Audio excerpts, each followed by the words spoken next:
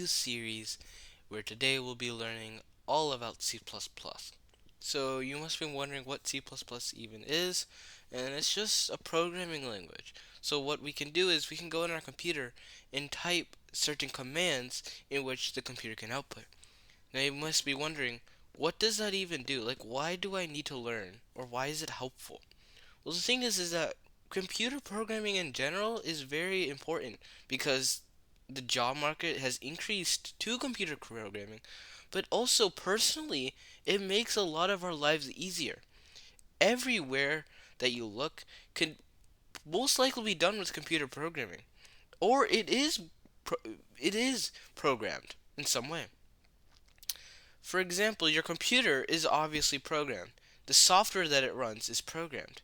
Everything, almost every piece of technology that you know uses a program.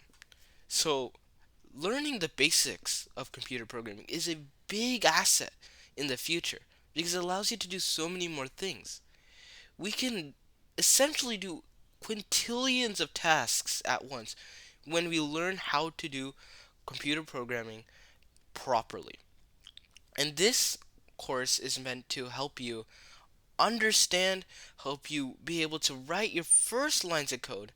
It may not be able to, help you write the bigger and more complex codes, but it will allow you to get a start and allow your mind to think about new ideas that you haven't probably thought of before.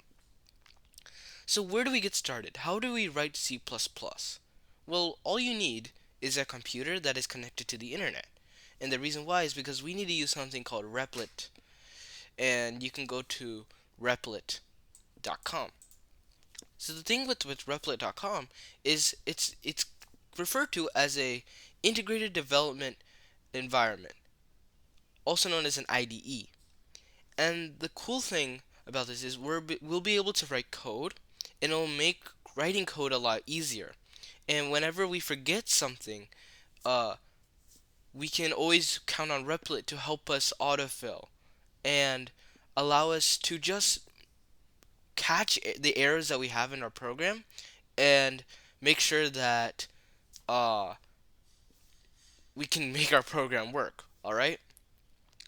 So in order for us to continue from Replit, all we need to do is click sign up. It's absolutely free. Click sign up and just follow the prompts that it asks you. You can continue with any of these, or you can just create a Replit account.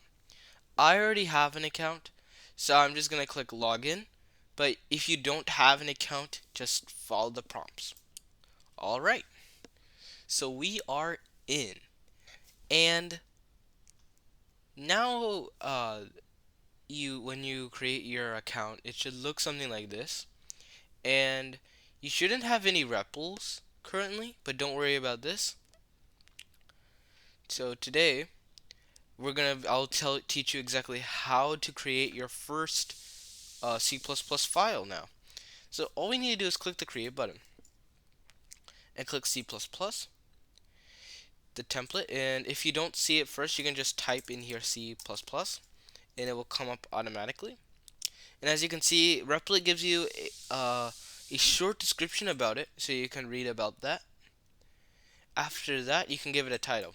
So I'm going to title this C++ in Code We Trust. Alright, and after that, you click Create. You can obviously name the title anything you want. It doesn't have to be the same as mine. Wabam, we have done it. We've created our first C++ file in Replit. Before I end the video, I want to give you a bit of an overview about Replit and, how do you go around it and the different features that it has that I find to be very useful. So in here we have the the main part of this uh, IDE, and that is the code editor. So in here we can write all the C++ code that we need. On the left hand side right here, you can see the amount of lines that we have. So currently this takes up 5 lines, and every space that we do, it will create more and more lines. doesn't necessarily mean that our program is slower or faster. It's just the amount of lines that you have. Nothing really uh, important about that. And notice how wherever my cursor is, look at the bottom here that the numbers change. So currently I'm on line 4 in column 28. And the column is essentially just the spaces here. So if I just count like this, 1, 2, 3, like all of this spot right here would be 28. Alright?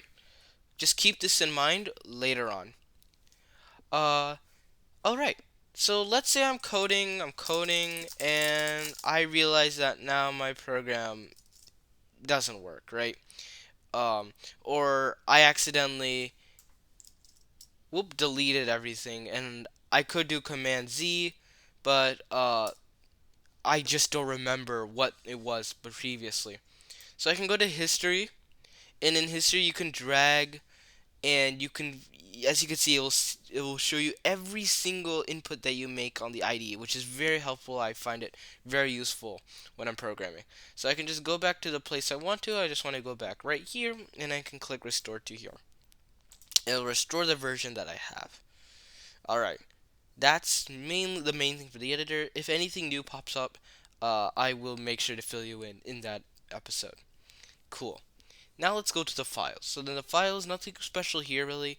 If you want to add files, click new file, new folder, and click the new folder button. We're not going to be doing much in this series, but if we do, just know that it's there. And in the files, I want to point out something here, and that is the .cpp. So essentially .cpp, it indicates that it's a C++ file, and um, each language has its own ending. So for C++, it's going to be .cpp. If you did a Python file, it would be .py. If you did Java, it would be .java. HTML.html, which there is a series on that, and you should also watch it after you watch this video. And yeah, and let's go to the console, shall we? So what is the console? Well, the console is really important because it essentially shows whatever we're printing out in the editor. So whenever we are working in this series, whenever we're working on a program, we'll always try to do something called printing in the console, which essentially is whatever we write in the console, I mean in the code editor, will be shown in the console, and you'll see how that works in the next episode. And yeah, just know that the console is there, and that's how we're gonna see if our program works or not. The console also displays errors, and I'll show you exactly how do you deal with errors in C++ as well. Because yes, unfortunately, there are going to be errors, and there are going to be times where we're going to have to be debugging a lot because our program just doesn't want to work.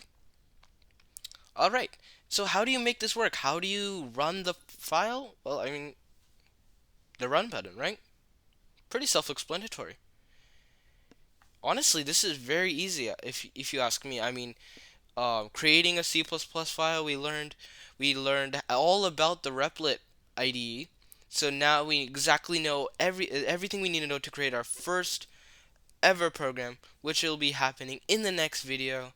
Stay tuned, and stay curious.